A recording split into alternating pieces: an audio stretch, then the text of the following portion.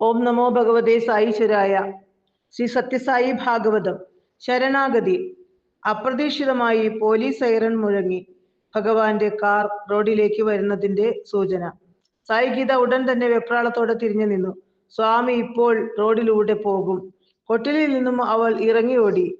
പാപ്പാൻ ശ്രദ്ധിച്ചില്ലായിരുന്നെങ്കിൽ gate തകർത്തകൾ ചാടുമായിരുന്നു. അത്രയ്ക്കായിരുന്നു തിടുക്കം. വിദ്യാർത്ഥികൾ റോഡിൽ എത്തും മുമ്പേ ഗീത റോഡിലിറങ്ങി അരികിൽ നിന്നു. അവൾ ആകെ അസ്വസ്ഥയായി കാണപ്പെട്ടു. പാപ്പാൻ ഏറെ ശ്രമിച്ചിട്ടും ഗീതയെ സ്വസ്ഥയാക്കാൻ സാധിച്ചില്ല. ഗീത റോഡിലേക്ക് കയറി നിന്നു. അപ്പോഴേക്കും ഭഗവാന്റെ കാർ വന്നു. കാർ കണ്ടതും ഗീതയുടെ തുമ്പിക്കൈ ഉയർന്നു. പ്രാണനാഥൻ അവൾ പ്രണാമം അർപ്പിച്ചു. പക്ഷെ പാതയിൽ നിന്ന് ഗീത മാറിയില്ല. കാർ നിർത്തി. തുമ്പിക്കൈ കാറിന്റെ ബോണറ്റിൽ അമർത്തി വെച്ചുകൊണ്ട് അവൾ മേരുപർവ്വതം പോലെ നിലകൊണ്ടു. പാപ്പാൻ പലവട്ടം പറഞ്ഞിട്ടും ഗീത മാറാൻ കൂട്ടാക്കിയില്ല. അവളുടെ ശരീരം വിറയ്ക്കുന്നുണ്ടായിരുന്നു. ചെവികൾ ദ്രുതഗതിയിൽ ആട്ടിക്കൊണ്ടിരുന്നു. എന്തോ ഉത്കടമായ വേദന അവളെ നീറ്റുന്നുണ്ടെന്ന് പരിചയക്കാർക്ക് മനസ്സിലായി. അപ്പോഴൊക്കെയാണ് ഇത്തരം ഭാവം കണ്ടിട്ടുള്ളത്. ഗീതയെ മാറൂ, സ്വാമി പോകട്ടെ, പാപ്പാൻ സ്നേഹത്തോടെ, ഗൗരവത്തോടെ, ദേഷ്യത്തോടെ പറഞ്ഞു നോക്കി. ഗീത അനങ്ങിയില്ല. അവസാനം സ്വാമി ഇടപെടാൻ തീരുമാനിച്ചു. ഭഗവാൻ ഇരിക്കുന്ന വശത്തെ ചില്ല് താഴ്ന്നു. ഗീതയുടെ തുമ്പിക്കൈ ഭഗവാന്റെ ഗന്ധം നുകർന്നു. അവൾ വശത്തേക്ക് നടന്ന തുമ്പിക്കൈ നീട്ടി. താഴ്ന്ന ചില്ലിനിടയിലൂടെ തുമ്പിക്കരം കാറിനകത്തേക്ക് നീണ്ടു. പിന്നെ സ്വാമിയുടെ തലമുടിയിൽ തൊട്ടു മണത്തു. ചെവിക്കരികിൽ തുമ്പിക്കൈ വെച്ച് എന്തൊക്കെയോ പറയാൻ തുടങ്ങി. ജനക്കൂട്ടം നിശബ്ദമായിരുന്നു. മണൽത്തരി വീണാൽ കേൾക്കാവുന്ന നിശബ്ദത. ഭഗവാൻ വണ്ടിയിൽ നിന്നിറങ്ങി. അവളുടെ മിഴികൾ നിറഞ്ഞൊഴുകി. തൃപ്പാദ പത്മങ്ങളിൽ തുമ്പിക്കൈ പരതി നടന്നു. ഭഗവാന്റെ ശബ്ദം മൃദുവായി ഉയർന്നു. ഗീതേ, എനിക്ക് പോകണം. തുമ്പിക്കൈയിൽ തട്ടി സ്വാമി പറഞ്ഞു. അവൾ ഉച്ചത്തിൽ ചിഹ്നം വിളിച്ചു. വീണ്ടും തുമ്പിക്കൈ ചുരുട്ടി ബോണറ്റിൽ അമർത്തി. പോകണ്ട എന്നർത്ഥം.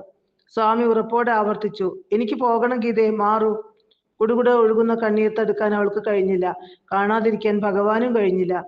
അവളുടെ കവിളിൽ തട്ടി തലോടിക്കൊണ്ടിരുന്ന ഭഗവാന്റെ തിരുമിഴികളിലൂടെയും നനവ് പടർന്നു. ഒരു നിമിഷം ഭഗവാന്റെ ഹൃദയം അലിഞ്ഞുവോ.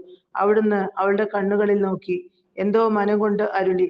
ഗീത തലകുലുക്കി. അവളുടെ ചെവിയാട്ടൽ നിലച്ചു.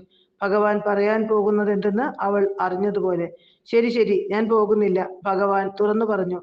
ഗീത ഒരു ഇഞ്ച് പോലും അനങ്ങിയില്ല. വീണ്ടും സ്വാമി അവളുടെ തുമ്പിക്കൈയിൽ തലോടിക്കൊണ്ട് പറഞ്ഞു. ബംഗാരു, നീ ഷെഡിലേക്ക് പോകൂ. ഗീത നിഷേധാർത്ഥത്തിൽ തലകുലുക്കി. ഞാൻ ആശ്രമത്തിലേക്ക് തിരിച്ചു പോയാൽ നീ ഷെഡിലേക്ക് തിരിച്ചു പോകുമോ? നിനക്കപ്പോൾ സന്തോഷമാകുമോ? ആ അമൃതവചനങ്ങൾ കേട്ടതും അവളുടെ ശരീരമാസകലം കുളിർ കോരിയിട്ടു. രോമങ്ങൾ എഴുന്നേന്നു. വിശാലമായ ചെവി ആട്ടാൻ തുടങ്ങി. ചലനത്താലുള്ള ആ മറുപടി സ്വാമിക്ക് മനസ്സിലായി. നല്ല കുട്ടി, മിടുക്കി. ഭഗവാൻ തിരിഞ്ഞു നിന്നു. സമീപം വിസ്മയത്തോടെ നിന്നിരുന്ന വിദ്യാർത്ഥികളിൽ ഒരാളുടെ കയ്യിൽ നിന്നും തൂവാല വാങ്ങി. അതുകൊണ്ട് ആ ദിവ്യമാതാവ് ഗീതയുടെ കണ്ണീരൊപ്പി മുഖം തുടച്ചു. പിന്നീട് അതേ തൂവാല കൊണ്ട് തന്റെ പല്ലവം പോലുള്ള തൃക്കരങ്ങളും തുടച്ചു വൃത്തിയാക്കി. ഭക്തിയുടെ കണ്ണീരിനേക്കാൾ ഭഗവാനെ വശീകരിക്കുന്നത് മറ്റെന്താണ്? ഭക്തസ്പർശനത്താൽ ഞാൻ പരമപവിത്രയായി തീർന്നു എന്ന് ഭക്തസ്പർശനത്താൽ ഞാൻ പരമപവിത്രമായി തീരുന്നു എന്ന് ശ്രീകൃഷ്ണാവതാരത്തിൽ അവിടുന്ന് അരുളിയിട്ടുണ്ടല്ലോ. ഭഗവാൻ വിദ്യാർത്ഥികളോടായി പറഞ്ഞു. ഞാൻ വൈറ്റ് ഫീൽഡിലേക്ക് പോകുകയായിരുന്നു. അത് കേട്ട് എല്ലാവരും ആശ്ചര്യപ്പെട്ടു. കാരണം ആർക്കും അക്കാര്യം അറിയാമായിരുന്നില്ല. സ്വാമി തുടർന്നു. ആരെയും അറിയിക്കാതെ ഞാൻ പോകാനിറങ്ങിയതാണ്. പക്ഷെ നോക്കൂ, അവൾ അക്കാര്യം അറിഞ്ഞു. എങ്ങനെ? സ്വാമിയുടെ ചെറു ചലനങ്ങൾ പോലും ഗീത അറിയുന്നു. ഞാൻ നീണ്ട യാത്രയ്ക്കാണ് പുറപ്പെടുന്നതെന്ന് അവൾക്ക് മനസ്സിലാക്കി. അവളുടെ ദീനമായ നിലവിളിയുടെയും കണ്ണീരിന്റെയും രഹസ്യം അതായിരുന്നു. ഇത്രയും പറഞ്ഞുകൊണ്ട് അനുകമ്പയോടെ ഭഗവാൻ ഗീതയെ നോക്കി. ഗീത ഭഗവാന്റെ തൃപ്പാദം മൂടിയിരുന്ന അങ്കി മെല്ലെ മാറ്റി അവിടെ ചുംബിച്ചു. വിദ്യാർത്ഥികളോടായി സ്വാമി വീണ്ടും പറഞ്ഞു. നിങ്ങൾ കണ്ടില്ലേ സ്വാമി എത്രമാത്രം അവൾ സ്നേഹിക്കുന്നു. സ്വാമിയുടെ ചിന്തകൾ പോലും അവൾ അറിയുന്നു. കുഞ്ഞായിരുന്നപ്പോൾ അവൾ എന്നരികിൽ വന്നതാണ്. ഇപ്പോൾ എത്രയോ വർഷം കഴിഞ്ഞിരിക്കുന്നു. ഭഗവാൻ തുടർന്നു. നോക്കൂ, ഇപ്പോൾ അവളുടെ ഭക്തി അവളുടെ ശരീരം പോലെ തന്നെ പർവ്വത സമാനം വലുതും ദൃഢവുമായിരിക്കുന്നു. ഓരോ ദിവസവും അവളിൽ പ്രേമം വികസിക്കുകയാണ്. ഇതാണ് യഥാർത്ഥ ഭക്തി. ഒരു കപ്പ് മൂത്രം. സായി ഗീതയിലൂടെ വിദ്യാർത്ഥികൾക്കും വിദ്യാർത്ഥികളിലൂടെ ലോകത്തിനും ഭഗവാൻ ബാബ മഹത്തരമായ ഒരു സന്ദേശം നൽകുകയായിരുന്നു. എന്താണ് ശരണാഗതി? എന്താണ് ഭക്തി? എങ്ങനെ ഭഗവാനെ നമ്മുടെ ഹൃദയത്തിലെ തടവുകാരനാക്കാം? ഈ പാഠങ്ങളൊക്കെ ഒരു മിണ്ടാപ്രാണിയിലൂടെ ഭഗവാൻ ലോകത്തോട് മധുരമായ മൗനത്തിലൂടെ വെളിപ്പെടുത്തി. മറ്റൊരിക്കൽ ഗീത സ്വാമിയെ റോഡിൽ വെച്ച് കണ്ട സമയം. സ്വാമി കാറിൽ നിന്നിറങ്ങി ഗീതയുടെ സമീപം ചെന്നു. വിദ്യാർത്ഥികളും അധ്യാപകരും ഭഗവാന്റെ അടുത്തേക്ക് തിടുക്കത്തിലെത്തി. പെട്ടെന്ന് വെള്ളം കുത്തിയൊഴിക്കുന്ന പോലെ ശബ്ദം. ഗീത മൂത്രമൊഴിക്കുകയാണ്.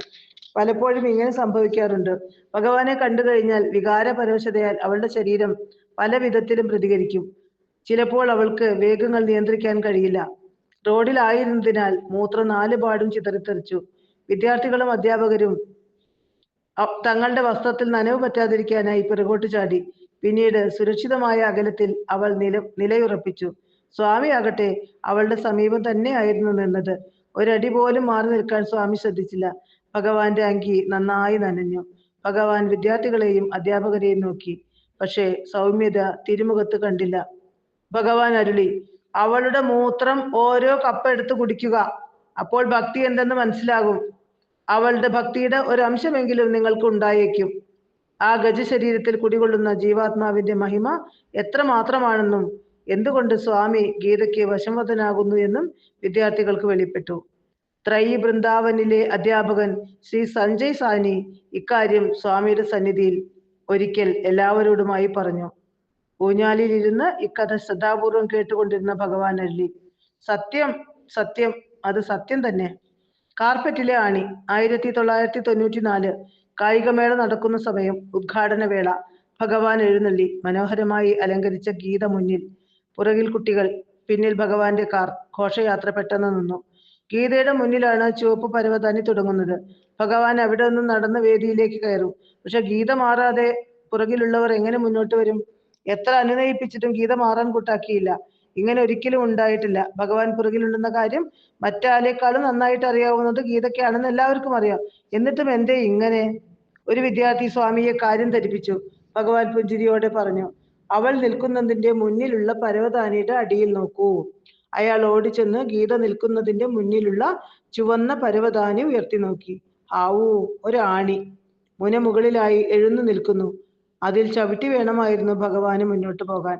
വിദ്യാർത്ഥി ആണി എടുത്തു മാറ്റുന്നത് ഗീത കണ്ടു. അതോടെ അവൾ വഴിമാറുകയും ചെയ്തു. ഗീത അത് കണ്ടില്ലായിരുന്നെങ്കിൽ ഭഗവാന്റെ തൃപ്പാദത്തിൽ ആ ആണി തുളച്ചു കയറാനുള്ള സാധ്യത ഏറെ. തന്റെ പ്രിയങ്കരിയായ സായി മാതാവിന്റെ ഓരോ ചലനത്തിലുമുള്ള ആ പുത്രിയുടെ ശ്രദ്ധ ആലോചിച്ചു നോക്കൂ. ഗീത എങ്ങനെ അറിഞ്ഞു കാർപ്പറ്റിന്റെ താഴെ ആണിയുള്ള കാര്യം? ചിഹ്നകഥ മാതൃകാ കുടുംബം. ശ്രീ പരമേശ്വരന്റെ കുടുംബം പോലെ ഇത്ര വിരുദ്ധ ഭാവങ്ങൾ നിറഞ്ഞ മറ്റൊരു കുടുംബവും ഇല്ല തന്നെ. ഭയങ്കരമായൊരു കലാപത്തിനുള്ള എല്ലാ സാധ്യതകളും കൈലാസത്തിലുണ്ട്. പക്ഷെ തികഞ്ഞ പ്രശാന്തതയാണ് അവിടെ സദാ. ശ്രീ പരമേശ്വരന്റെ ആഭരണം നാഗങ്ങൾ, മഹാഗണപതിയുടെ വാഹനം എലി, നാഗങ്ങളുടെ ഇഷ്ടാഹാരമാണ് എലി. സുബ്രഹ്മണ്യന്റെ വാഹനം മയിൽ, മയിലിന്റെ ഇരയാണ് നാഗങ്ങൾ. ഗണേശൻ ഗജാനനാണല്ലോ. പാർവതീദേവിയുടെ വാഹനം സിംഹവും. ആനയുടെ മസ്തകമാണ് സിംഹത്തിന് ഏറ്റവും പ്രിയം. ശിവന്റെ വാഹനം കാള, ദേവിയുടേത് സിംഹം. സിംഹത്തിന്റെ മുന്നിൽപ്പെട്ടാൽ കാളയുടെ അവസ്ഥ എന്തായിരിക്കും? ഭഗവാന്റെ തിരുനെറ്റിയിൽ ജ്വലിക്കുന്ന തൃക്കണ്ണ്, ശിരസിലോ ഹിമവാഹിനിയായ ഗംഗയും. അഗ്നിയും ജലവും ഒരുമിച്ച് ഒരിടത്ത്, രണ്ടും തനത് ഭാവം നഷ്ടപ്പെടുത്താതെ നിലനിൽക്കുന്നു. ഇത്രയേറെ വിരുദ്ധമായ കാര്യങ്ങൾ ഒരുമിച്ച് ഒരിടത്ത് വന്നിട്ടും അവിടെ ശാന്തിക്ക് തെല്ലും ഭംഗമില്ല. ഇതിലേറെ ആശ്ചര്യകരമായി മറ്റെന്തുണ്ട്? ഈ വൈരുദ്ധ്യഭാവങ്ങൾക്കിടയിൽ അനന്തമായ ശാന്തി തേടി കൈലാസത്തിൽ ഋഷീശ്വരന്മാർ ചെല്ലുന്നു. എല്ലാറ്റിനും കാരണം മനസ്സ്. പ്രേമായുധം കൊണ്ട് ഏത് എതിരാളിയെയും കീഴ്പ്പെടുത്താനാകും. പ്രേമം കൊണ്ട് എറിഞ്ഞാൽ പ്രേമം തിരിച്ചു വരും. പ്രേമത്തിന് പ്രേമമേ ജനിപ്പിക്കാനാവൂ. പ്രേമത്തിന്റെ പ്രതിധ്വനി പ്രേമം തന്നെ. എല്ലാവരെയും സ്നേഹിക്കാൻ തുടങ്ങൂ. എല്ലാ വൈരുദ്ധ്യങ്ങളും കെട്ടടങ്ങുന്നത് കാണാം. ഓം തത് സത്ത്.